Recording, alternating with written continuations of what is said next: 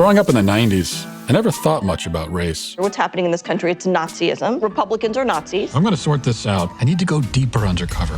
They gonna say I'm racist. Joining us now is Matt, certified DEI expert. Here's my certification. What's up with white people? What are you doing to decenter your whiteness? Who's making it the center? Why are they doing that? And what you're doing is you're stretching out of your whiteness. This is more for you and less for you. They gonna say Am I Racist? Now streaming only on Daily Wire Plus. This gives me the Snickers, something fierce.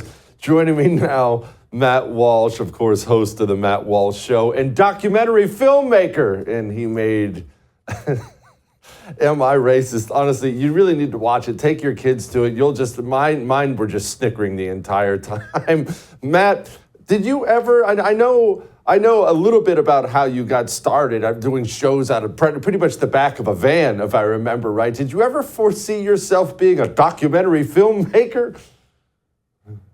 Well, first of all, I was in the front of my car, not the back of it, just to be clear, when I was doing my show. Oh, sorry. That's okay. No, I didn't really. I think, our first movie was, What is a Woman came out. We made that about 2 years ago. And prior to that, I guess I thought about, making movies and that sort of thing, but especially the idea of making documentaries hadn't occurred to me until I guess we made that film. Okay, I have to ask something, and you and I have talked before about similar things, but never this specifically. How did nobody know who you were? That's what kind of blows me away. I get it that they're not going to follow conservative politics or podcasts, and I understand that. I don't watch MSNBC. I get that, but I know who those people are. If you ask me if you introduced me to Rachel Maddow, even if you put glasses on her, I would know who that person is. None of these people said, hey, wait, you look a lot like Matt Walsh? No, they didn't. I mean, there's just in the first workshop that I attend, the support group for white people, is, as you see in the movie, they eventually put the pieces together and they kicked me out once they put the pieces. Even then, it took them a while to put the pieces together and realize who I was. But beyond that, it really didn't happen. And I think that there's, part of it is that they live in this bubble.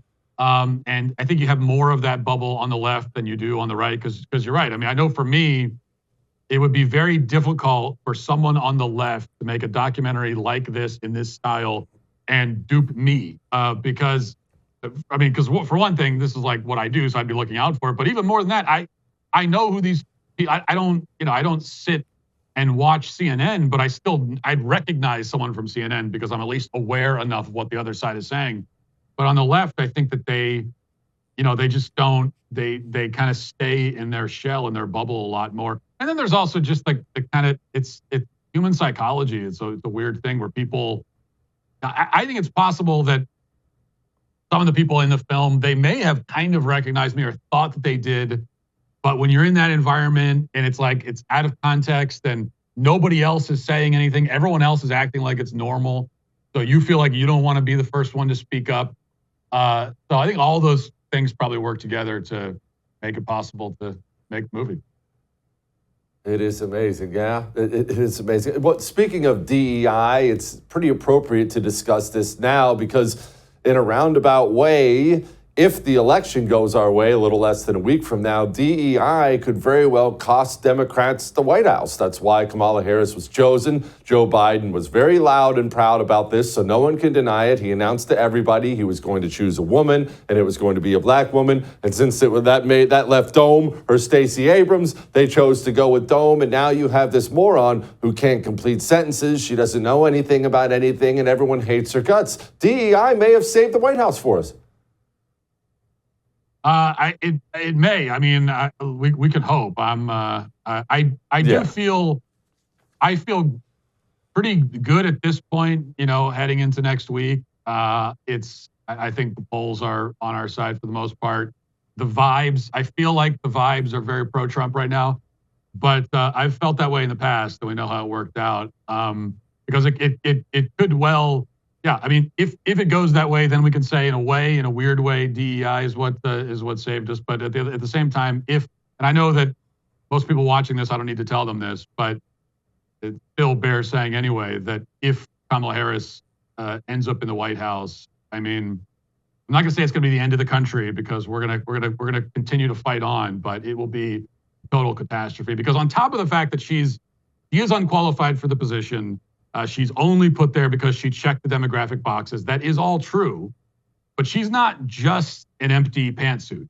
She is also a far left true believer. And I think sometimes that element of it is a little bit underrated on the right because we talk about her like she's nothing but this total phony, which again, she is, but she does really believe in this stuff. And so it's kind of the worst of all worlds in a lot of ways. It is. Speaking of Dome, everyone saw Joe Biden's comments last night, or the comments heard around the world where he poops his pants on television again and calls everyone garbage. Dome was asked about this today. This is what she said. President Biden since his comment last night about garbage? Listen, I think that, first of all, he clarified his comments, but let me be clear. I strongly disagree with any criticism of people based on who they vote for. Do you sympathize with any voters who do feel offended by or insulted by the garbage comments? I am running for president of the United States. I will be traveling to 3 states today to do what I have been doing throughout, which is talking with the American people about the fact that, first of all, I get it in terms of the concerns they have about challenges like the price of groceries. Matt, these two really do hate each other, and it's obvious at this point in time. I can't stop watching. I think it's fantastic.